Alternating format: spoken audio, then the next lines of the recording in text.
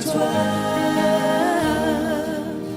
En toutes circonstances, je serai comblé car tu es. Je n'ai que toi. Je n'ai que toi, je n'ai que toi, je n'ai que toi. Je n'ai que toi, Je n'ai que toi. je n'ai que toi. Que Dieu soit loué. Que Dieu soit loué. Bien-aimés, nous sommes en train de cheminer dans ces programmes merveilleux. J'aimerais passer la parole à un homme de Dieu merveilleux qui me bénit et qui nous bénit depuis l'avant-hier, le docteur Amos, avec comme thème un nouveau départ. J'aimerais que toi, tu es là, tu es pour la première fois. J'aimerais juste t'inviter à garder la fréquence. Reste connecté avec nous. Et nous allons ensemble être bénis par la parole de Dieu. Pendant que je passe la parole à l'homme de Dieu, là où tu es, tu peux célébrer Dieu par les acclamations. Que Dieu vous bénisse. Gloire soit rendue à l'éternel Dieu. Nous acclamons celui qui vit éternellement, celui qui règne pour toujours. Merci pour ces moments bénis, cher Saint-Esprit. Nous te saluons et nous te savons présent en ces lieux. Bénis encore, éternel notre Dieu, ce peuple. Et je sais, Seigneur, ces rendez-vous, c'est pour faire du bien à ton peuple. Merci pour ta faveur et merci pour ta grâce abondante et merci pour ta bonté qui inonde nos vies. Nous voulons être saturés par ce que tu as préparé. Dans le nom puissant de Jésus-Christ de Nazareth, notre Seigneur et Sauveur, nous disons Amen. Que l'Éternel Dieu nous bénisse.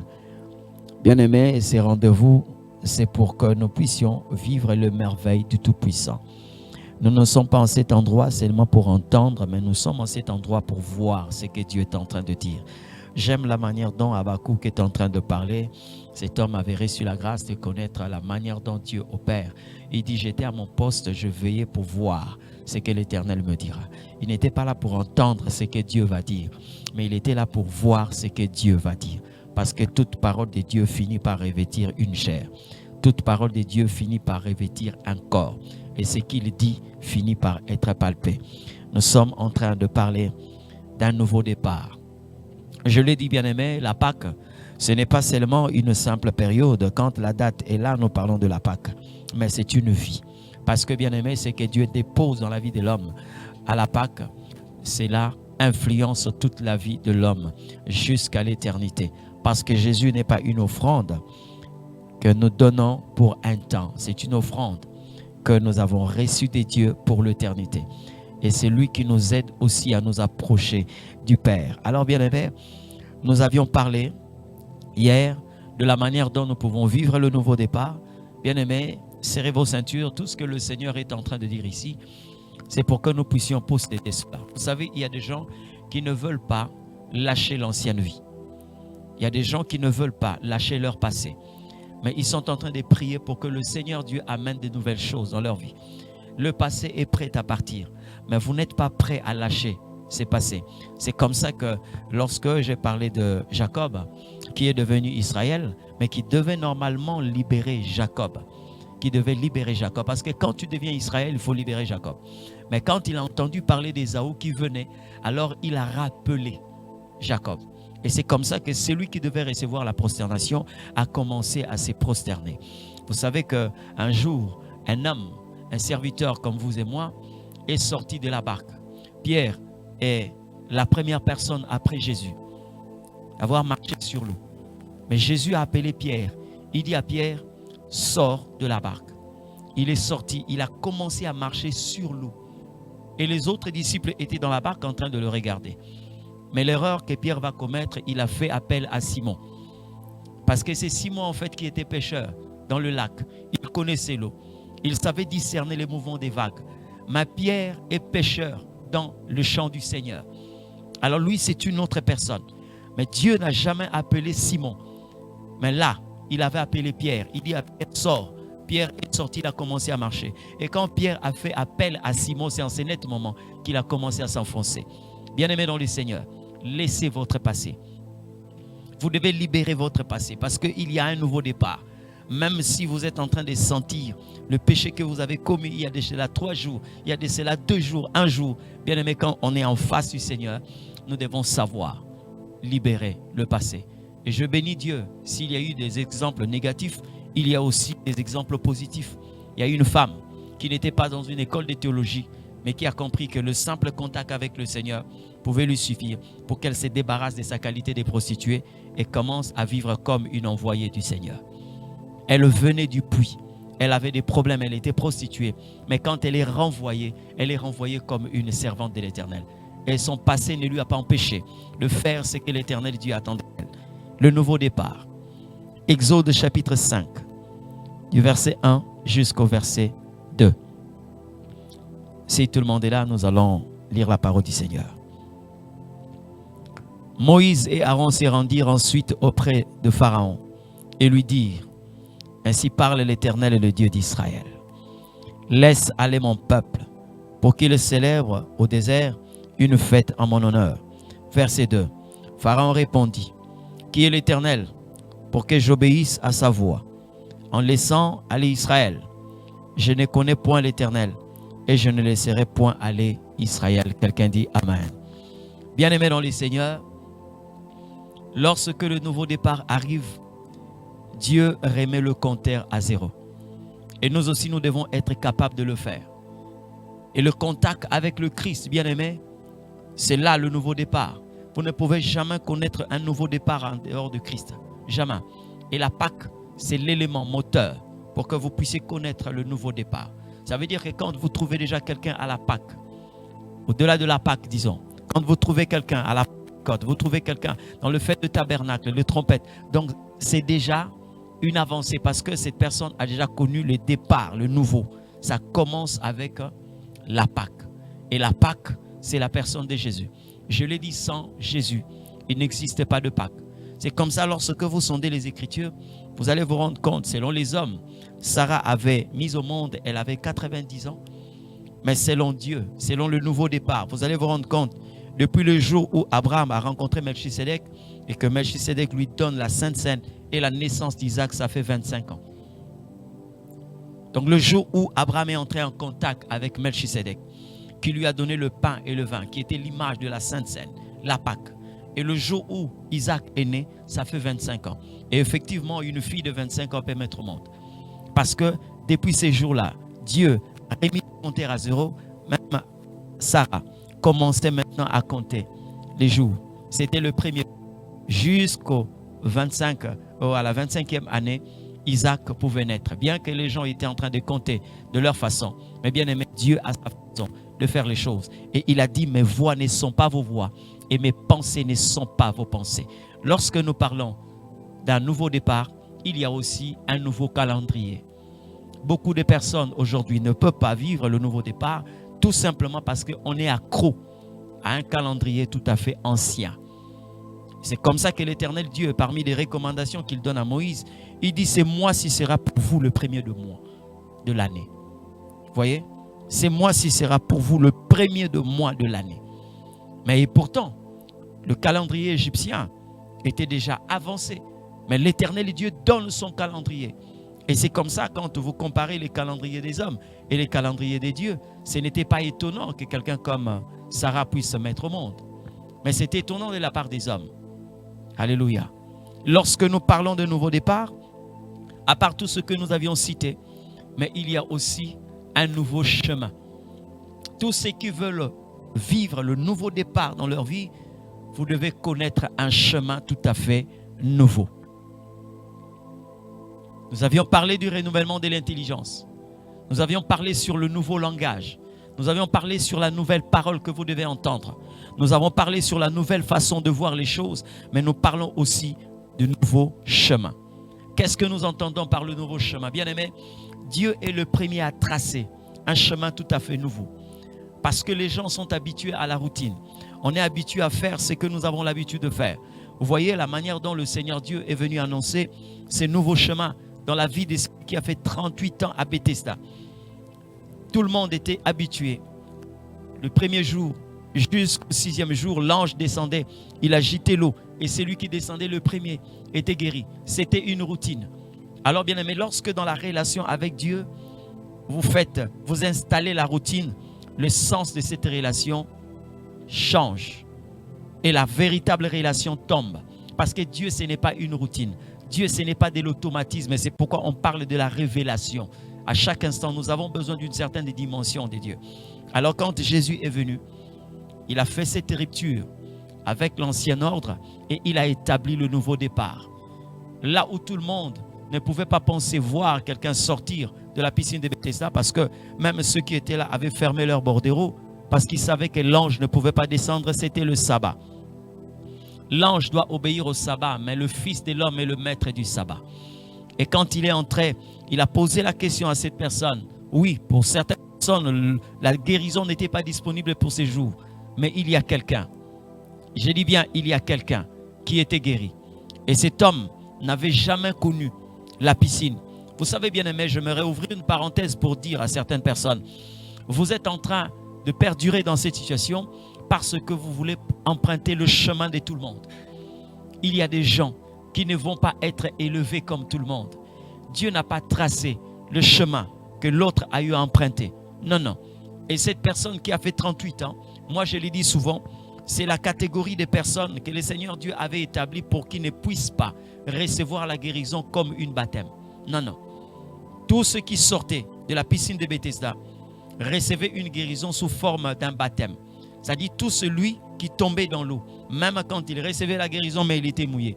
Mais cet homme a reçu la guérison, il n'avait aucune goutte d'eau sur lui. Aucune goutte d'eau. Pourquoi? Parce que c'était un nouveau chemin. L'Éternel Dieu avait tracé un nouveau chemin et il a permis que ces paralytiques puissent inaugurer ce nouveau chemin parce qu'il avait besoin de dire aux gens que n'empruntez pas toujours ce chemin, vous empruntez un autre chemin. Vous savez, Jésus lui-même se présente comme étant le chemin. Alors lorsque vous voulez connaître un nouveau départ, vous devez savoir que l'Éternel Dieu a tracé un nouveau chemin. J'aimerais lire un texte de la Bible avant de continuer. Écoutez, Josué chapitre 3, le verset 4. Ça, c'est Dieu qui est en train de parler. Il dit ceci. Mais il y aura entre vous et elle une distance d'environ 2000 coudées. N'en approchez pas.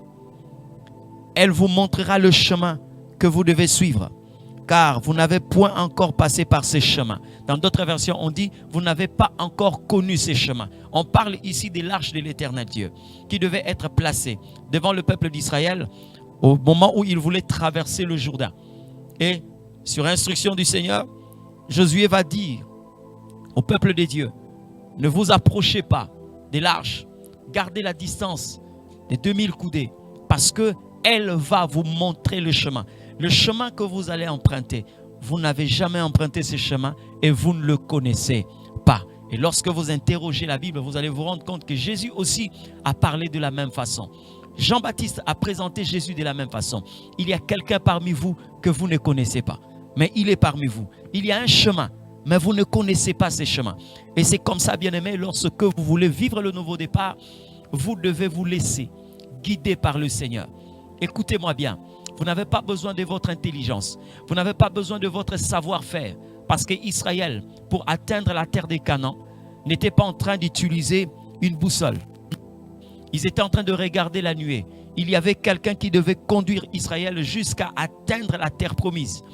Et quand Israël s'est soustrait de regarder la nuée, ils ont commencé à tourner sur place. Il y a un nouveau chemin que l'Éternel Dieu veut que vous puissiez emprunter. Et ce nouveau chemin, bien-aimé, Dieu peut prendre des chemins détournés, mais il est en train de vous conduire selon lui. Qui pouvait savoir? Je le dis bien, qui pouvait savoir que quand vous sondez les Écritures, vous vous rendez compte que Dieu peut placer la gloire dans le chemin de l'humiliation? Qui peut savoir cela? Et c'est comme ça que beaucoup de personnes attendent la gloire, mais ils ne peuvent pas saisir cette gloire tout simplement parce que vous voulez emprunter le chemin de tout le monde. Un jour, un homme a dit au Seigneur, il a tracé un chemin que l'Éternel Dieu allait passer. Mais il ne sait pas que Jésus n'avait pas besoin d'emprunter son chemin. Mais Jésus était là pour répondre à ses doléances. Jairus est venu dire à Jésus, Seigneur, ma fille est à l'extrémité. Viens, impose-lui les mains afin qu'elle puisse vivre. Donc, il a tracé un chemin que Jésus va arriver. Il va entrer chez moi. il va imposer les mains à cette fille et la fille va recevoir la guérison ou la résurrection. Mais bien aimé, Jésus est arrivé à redonner la vie à cette fille, mais il n'est pas passé par le chemin qu'avait tracé Jairus. Jésus n'est pas venu imposer les mains sur la fille de Jairus, mais il a seulement parlé. Talita Koumi, jeune fille, lève-toi. Et je n'ai pas vu Jairus dire au Seigneur, non, il fallait lui imposer les mains. Non, non, parce que Dieu emprunte le chemin que lui-même trace. Tel que vous êtes là, bien aimé, Dieu peut vous guérir d'une maladie incurable par un moyen que vous n'imaginez même pas.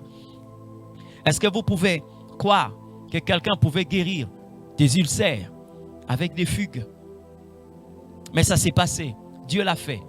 Mais lorsque vous êtes en train d'attendre quelquefois la chose qui va venir à gauche ou à droite, Dieu a tracé un autre chemin. C'est pourquoi, à la Pâque, bien-aimé, n'utilisez pas votre savoir-faire, n'utilisez pas votre matière grise, mais regardez plutôt la nuée.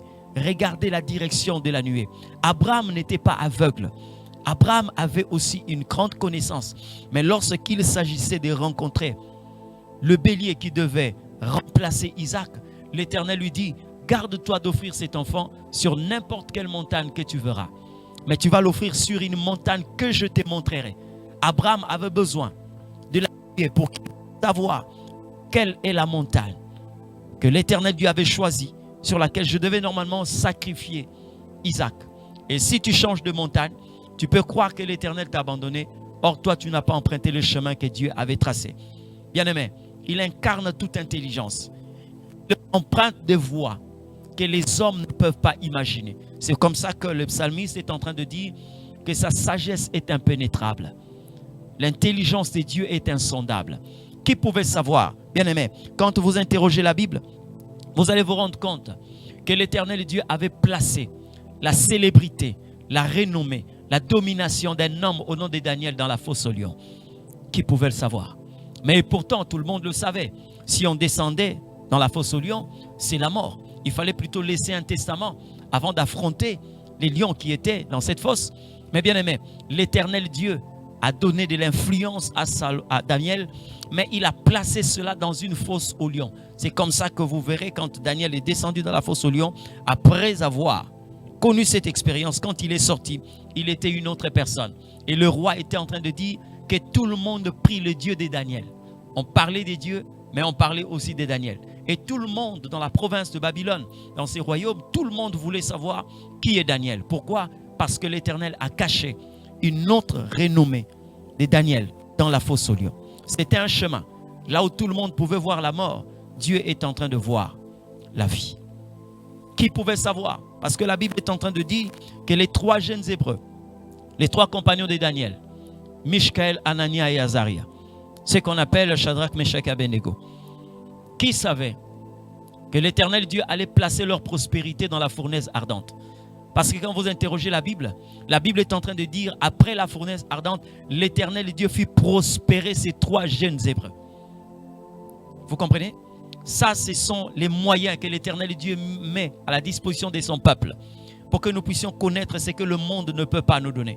Alors, lorsque vous êtes prêt à vivre un nouveau départ, vous devez aussi accepter un nouveau chemin. Comment Dieu l'a tracé? La Bible est en train de dire que le royaume de Dieu ne viendra pas de manière à frapper le regard. Et si certaines personnes le savaient, comme la femme de Potiphar par exemple, si elle savait, elle n'allait pas accuser faussement Joseph. Parce qu'il y avait un boulevard qui reliait la prison au trône, qui reliait la prison au palais royal. Si elle savait que c'était pour que Joseph puisse arriver au trône, elle n'allait pas accuser faussement Joseph. Mais comme elle ne le savait pas, ça c'était un chemin que Dieu avait tracé. Et si l'Éternel Dieu trace ce chemin, il veut que vous puissiez passer par ce chemin pour qu'il n'y ait pas beaucoup de personnes, mais que tu sois seul à connaître ce chemin. Il est tellement merveilleux ce Dieu. Et quand il trace un chemin, bien aimé, ceux qui réussissent sur ce chemin, ce sont ceux-là qui se remettent à Dieu comme des serviteurs soumis, comme des serviteurs obéissants. Et à un certain moment, la Bible est en train de dire que le serviteur de Dieu doit être sourd et il doit être aussi aveugle. Pourquoi? Parce que quand on donne la main à l'Éternel Dieu, sachez-le bien, on va au bon port. Il sait là où il est en train de nous conduire. Et j'ai souvent emprunté ces langages de Marie quand elle dit qu'il me soit fait selon ta volonté, car je suis ta servante. Bien-aimé, qui pouvait savoir que Dieu avait créé un boulevard qui reliait le Nil au palais de Pharaon? Qui pouvait savoir? Parce que quand on a pris le jeune Moïse, on l'a placé, le bébé, on l'a placé dans la crèche et on l'a mis sur le Nil. Bien-aimé, c'est vrai que sa mère ne pouvait pas imaginer ce qui pouvait arriver. Mais c'était un chemin nouveau qui devait normalement conduire ces jeunes enfants dans le palais royal. Et c'est comme ça que quand les hommes étaient en train de tâtonner, l'Éternel Dieu, qui est le maître de tout destin, avait déjà tout tracé. Et c'est comme ça que Moïse va se retrouver dans le palais royal. Il a grandi comme un prince, lui qui était normalement la personne qui devait détruire l'Égypte. Qui pouvait savoir? Je parle ici d'un chemin nouveau. La manière dont Dieu peut tracer un chemin tout à fait nouveau. Bien aimé, vous n'allez pas le détecter avec votre intelligence, mais vous allez le détecter avec la révélation du Saint-Esprit. C'est ce qu'on appelle le discernement. C'est comme ça que tu dois te laisser conduire par l'Éternel Dieu. À un certain moment, il y a beaucoup de pourquoi, il y a beaucoup de comment dans la vie de plusieurs enfants de Dieu. Mais bien aimé, Dieu reste le seul à répondre à ces pourquoi et à répondre à comment est-ce que ça va se réaliser. Personne ne peut apprendre à Dieu quoi que ce soit. Bien aimé, qui pouvait savoir que l'incirconcision de Moïse était un chemin que Dieu avait tracé pour que Moïse soit identifié aux Égyptiens. Parce qu'en tant que bébé, il ne peut pas se laver. On doit normalement le laver. Vous savez que Moïse était un incirconcis. Et Dieu avait tracé ce chemin-là pour qu'il soit identifié aux Égyptiens. Parce que Dieu savait qu'il avait tracé un chemin pour que Moïse puisse grandir dans le palais. Il doit grandir dans le palais. Et après, il va détruire ces mêmes palais. Qui le savait? Personne. Mais pourtant, certains pouvaient dire, il est descendant d'Abraham, il doit être circoncis le 7e jour. Mais Dieu a permis qu'il y ait des moments difficiles pour qu'on ne puisse pas circoncire cet enfant. Cette incirconcision va l'identifier au plan de Dieu. Ça montrait déjà que Jésus devait aussi porter le corps d'un homme. Il devait vivre au milieu de païens. Mais il n'est pas païen. Mais c'était pour apporter le salut. Et si Moïse, qui est le type de Jésus, a vécu aussi dans l'incirconcision, c'était une manière d'annoncer celui qui devait venir s'identifier aux pécheurs. Mais il n'est pas un pécheur. Il a fini par libérer les pécheurs. Lorsque nous parlons d'un chemin nouveau, bien aimé, retenez une seule chose, que Dieu ne travaille pas comme les hommes. Il ne fonctionne pas comme l'homme peut fonctionner. Parce que s'il ne fallait que interroger la pensée du Seigneur, bien aimé, personne ne peut l'instruire. Lorsque nous parlons d'un nouveau départ, bien aimé, il y a aussi un autre élément. L'élément dont je veux parler ici, c'est que l'Éternel Dieu, quand il a appelé le Christ, tout le monde pouvait croire, pouvait penser à une gloire qui devait normalement arriver. Et c'est normal, cette gloire est arrivée. La deuxième gloire, la deuxième dimension de cette gloire de Jésus-Christ. Mais comment Dieu l'avait programmé? Jésus allait passer par la croix. Il allait passer par la croix. Et la croix était une porte pour qu'il puisse atteindre le trône. Et lorsque nous parlons de la souveraineté de Jésus, il a souverainement élevé le nom de Jésus-Christ. Mais bien aimé, c'était après la croix.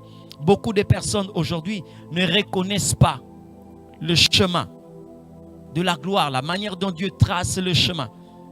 Et on est loin de vivre un nouveau départ. Il y a quelqu'un qui est plus intelligent que vous. Il y a quelqu'un qui pense mieux que vous. C'est Dieu. Il y a quelqu'un qui sait faire des projets plus que vous. Alors laissez Dieu faire ce qu'il est en train de faire. Vous voyez bien aimé, un jour, un roi en Israël a dit au Seigneur,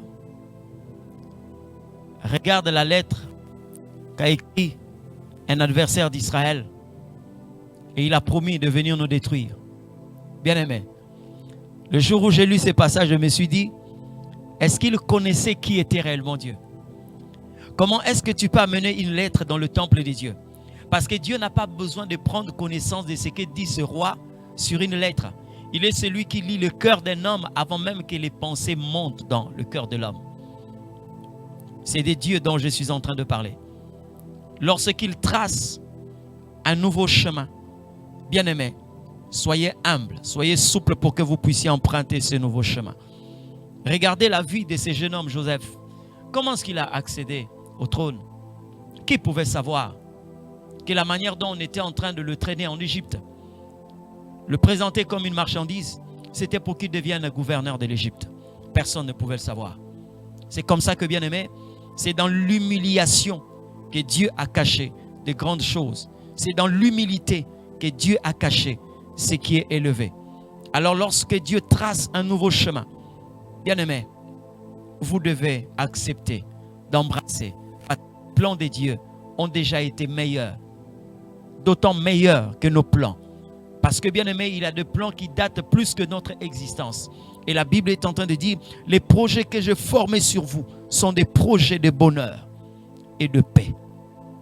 Et lorsque le Seigneur Dieu forme le projet, on n'a pas dit créer, mais on dit former le projet. Or, pour que quelqu'un puisse vivre les projets formés par le Seigneur, vous devez quitter l'étape de la création pour atteindre la formation. C'est comme ça que le Seigneur dit, j'ai créé Jacob, mais j'ai formé Israël. C'est une seule personne, mais qui est passée par deux étapes tout à fait différentes, de la création à la formation. C'est comme ça que Dieu pouvait promettre Abraham, mais c'est Abraham qui a touché à la réalisation de ses promesses. Dieu pouvait promettre Jacob, mais c'est Israël qui a touché à cela. Il y a un travail que Dieu est en train de vouloir faire, mais vous devez emprunter le nouveau chemin. Il y a quelqu'un qui doit abandonner ses chemins anciens. Il y a quelqu'un qui doit abandonner ses anciennes pistes. Il y a quelqu'un qui doit abandonner les sentiers pour accepter le chemin tout à fait nouveau. Et ce chemin vient avec l'orientation du Saint-Esprit. Quelqu'un est en train de dire, Seigneur, conduis-moi. Oui, Dieu vous a fait d'énormes promesses. Dieu vous a fait des grandes promesses. Mais bien aimé, n'empruntez pas un autre chemin. Lorsque je lis la Bible, je me rends compte des gens qui ont eu à compliquer quelquefois leur existence. Vous savez pourquoi on a parlé de Jacob, qui normalement devait recevoir la prosternation, mais qui s'est prosterné devant celui sur qui il devait normalement dominer, Ésaü. Vous savez pourquoi? Parce que Jacob a emprunté un chemin que Dieu n'avait pas tracé. Quand l'Éternel Dieu avait dit que le plus petit va dominer sur le plus grand, Dieu n'a pas fait mention d'un mensonge. Il n'a pas fait mention d'un mensonge. Alors sa mère a dit non, fais ce que je te demande de faire. Prépare et va présenter ces mets à ton père. Jacob lui-même a dit non, s'il découvre que c'est moi, il va me maudire. Et la mère, Rebecca, a dit à son fils, s'il te maudit, que cette malédiction tombe sur moi. Et pour tout lecteur de la Bible, lorsque vous lisez cette scène, après on n'a plus cité Rebecca. On a cité seulement le jour de sa mort. Pourquoi? Parce qu'effectivement, Isaac s'était rendu compte que Jacob l'avait trompé. Alors comme elle avait accepté que cette malédiction tombe sur moi, effectivement, on n'a plus parlé d'elle et on n'a parlé que de sa mort. Bien aimé dans le Seigneur, le mensonge, ce n'était pas le chemin que Dieu avait tracé. Voyez, Dieu n'avait pas tracé un chemin parce que selon Dieu, la vérité ne peut jamais sortir du mensonge. Jamais au grand jamais. Dieu ne veut pas se faire aider par qui que ce soit. Et voilà que le subterfuge que Jacob a eu à faire avec sa mère lui a coûté l'exil. Il devait normalement fuir. Mais quand est-ce Jacob a emprunté le vrai chemin que traçait Dieu? C'est lorsque Jacob était en train de rentrer. Parce que la Bible est en train de me dire, la main qui donne, c'est celle qui domine. Et vous allez vous rendre compte que Jacob était en train de venir, Ésaü aussi était en train de venir. Et qu'est-ce que Jacob a fait? Il a pris une grande partie de son héritage, sa richesse, il a donné à Ésaü. Et pourtant Ésaü était dans le bonheur. Ésaü était dans la richesse, il avait des grands biens. Il a dit même à son frère, pourquoi tu me donnes tout ça? Il dit non, non, je l'ai donné à toi, prends. Mais Ésaü n'a pas refusé, pourquoi? Parce que ce que Jacob lui avait donné était tellement considérable. Et c'est là où Jacob avait dominé sur Ésaü. Voilà le chemin que l'Éternel Dieu avait tracé. Donc lorsque vous voulez arriver là où l'Éternel veut que vous puissiez arriver, bien aimé, j'aimerais dire à quelqu'un, vous devez vous détourner de vos voies. Parce qu'il y a un chemin nouveau que l'Éternel Dieu a tracé pour vous. Je le dis le deuxième jour, que nous n'avons pas besoin de mélanger les choses. Nous n'avons pas besoin de mélanger ce qui ne doit pas être mélangé. Des choses avec Dieu, il faut mettre tout ce qui est hétérogène de côté. Il faut mettre de côté. Lorsqu'il fait quelque chose, il ne veut pas être aidé. Non, non. Si l'Éternel avait permis que Uza puisse retenir l'arche de l'Éternel, je sais qu'aujourd'hui, cette prédication allait donner naissance à plusieurs déviations. C'est comme ça que l'Éternel Dieu va frapper Uza. Malgré l'intention qu'il avait, Dieu l'a tué, il est mort. Pourquoi? Parce qu'un homme ne peut jamais aider Dieu. La Bible le présente comme étant un arbre qui est sorti d'une terre desséchée. Vous savez, ça veut dire quoi? C'est parce que la terre doit nourrir normalement la plante. Mais Jésus est sorti d'une terre desséchée. Ça veut dire qu'il n'avait pas besoin d'être nourri par la terre. C'est comme ça que Michel est en train de le présenter. Il est l'arbre qui est sorti d'une terre desséchée. Donc ses propres subsistances étaient en lui. Il ne dépendait pas du sol. Et Dieu ne veut pas être aidé. Il a tracé un chemin pour vous. Il sait ce qu'il va faire. Mais je vais sauter pour vous parler de ce deuxième verset. Lorsque Moïse a parlé, Pharaon a répondu en disant: qui est l'Éternel? Qui est l'Éternel pour que j'obéisse à sa voix? Je ne laisserai pas les enfants d'Israël partir. Bien-aimés, cela suffisait pour que l'Éternel, par sa grâce, paye son inscription dans l'université de la connaissance de Dieu. Dieu lui-même a payé son inscription. Parce que quand Pharaon a posé cette question, qui est l'Éternel Dieu? Donc tu dois être inscrit dans l'université pour qu'on t'apprenne qui est normalement Dieu. Mais sauf que l'université que va connaître Pharaon, ce n'est pas, bien aimé, pour être élevé, mais c'est pour être humilié et rabaissé. Et c'est dans cette école-là, je suis en train de voir l'Éternel Dieu commencer à dire à vos ennemis: qui suis-je réellement? Ils sont en train de vous voir, mais ils ne savent pas que vous n'êtes qu'une enveloppe. Il y a quelqu'un qui loge en vous. Il y a un roi qui demeure en vous. C'est l'Éternel Dieu. C'est là où il dit: c'est lui qui te touche, touche à la prunelle du lait de l'Éternel. Désormais, Pharaon avait déclenché une période, laquelle Dieu voulait faire savoir à Pharaon qui je suis. Toi, tu vas connaître l'Éternel Dieu par le bienfait qu'il va commencer à faire dans ta vie, mais tes ennemis vont connaître l'Éternel par le châtiment qui va commencer à opérer dans votre vie. Je suis en train de le voir commencer déjà à humilier la stérilité. L'Éternel est en train de dire à la stérilité: qui suis-je? Je suis en train de voir l'Éternel Dieu commencer à humilier cette maladie. Je suis en train de voir comment Dieu est en train d'humilier cette pauvreté. Je suis en train de voir comment Dieu est en train d'humilier cette stagnation. Je suis en train de voir comment est-ce que Dieu est en train d'humilier cette honte et cette confusion qui s'est installée dans votre vie. Cet échec qui a trouvé demeure dans votre destin. Je suis en train de le voir. Oui, parce que désormais, l'Éternel Dieu voulait faire connaître à Pharaon qu'il y a un Dieu, l'Éternel, que tu ne connais pas. Il est celui qui établit et qui abaisse le roi. Il est celui qui peut faire d'une verge un serpent. Et il est celui qui peut faire d'un serpent une verge. Il est le seul. Je n'ai jamais vu un roi qui peut opérer dans cette dimension. Il n'y a que l'Éternel qui est capable de le faire. Il est celui qui peut rendre une femme stérile féconde.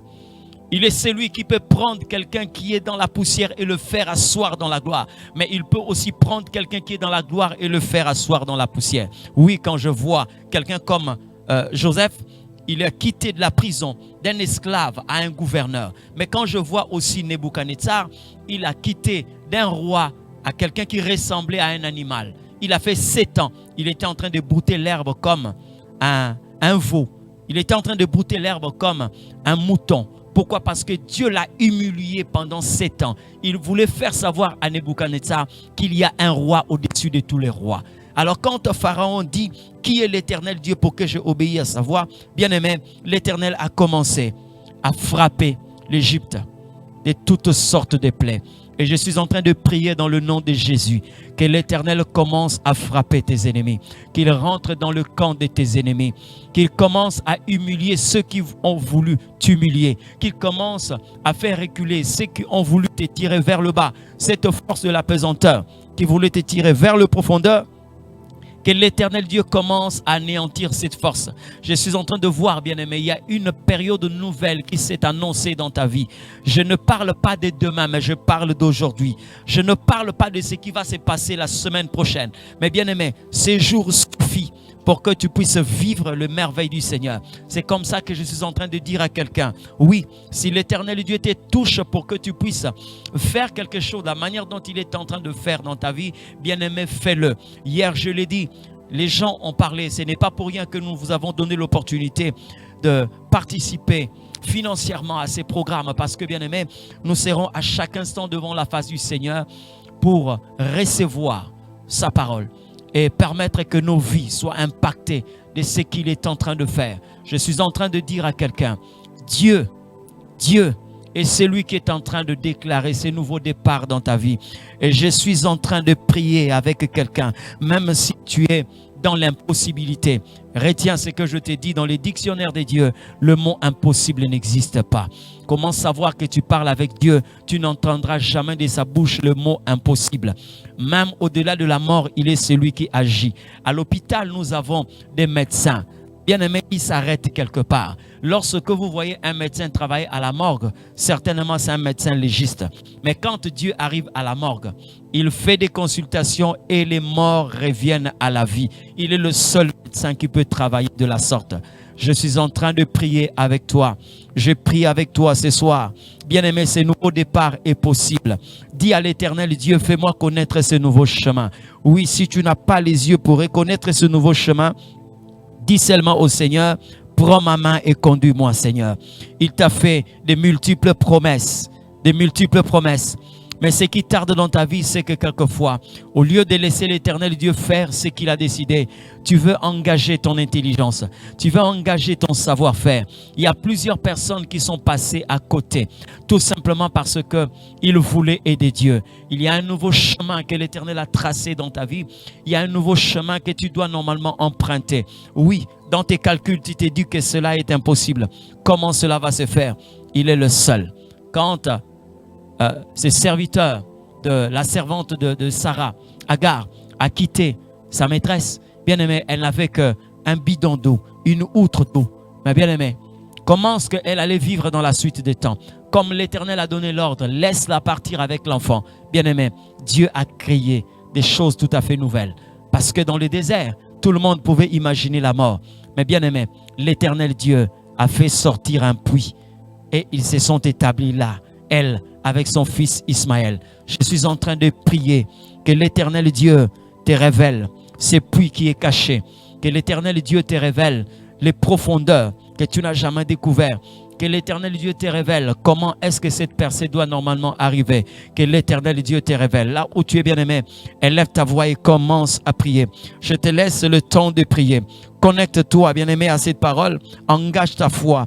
L'Éternel Dieu qui est juste, l'Éternel qui accomplit des merveilles sans fin, est en train de te toucher. Élève ta voix et commence à prier. Je suis en train de voir dans cette maison, il y a une nouvelle vie qui commence à se manifester.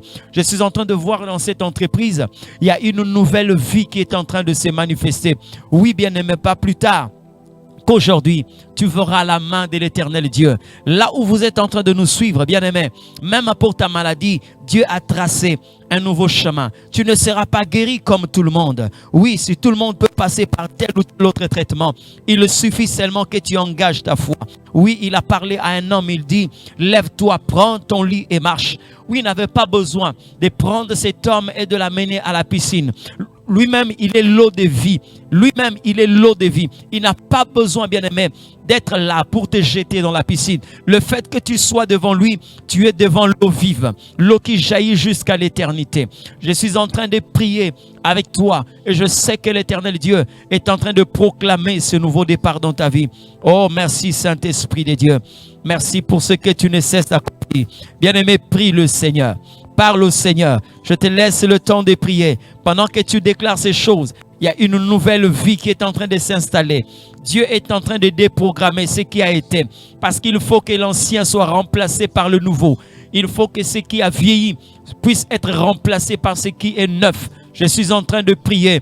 Et dans le nom de Jésus, élève ta voix et commence à prier dans le nom de Jésus.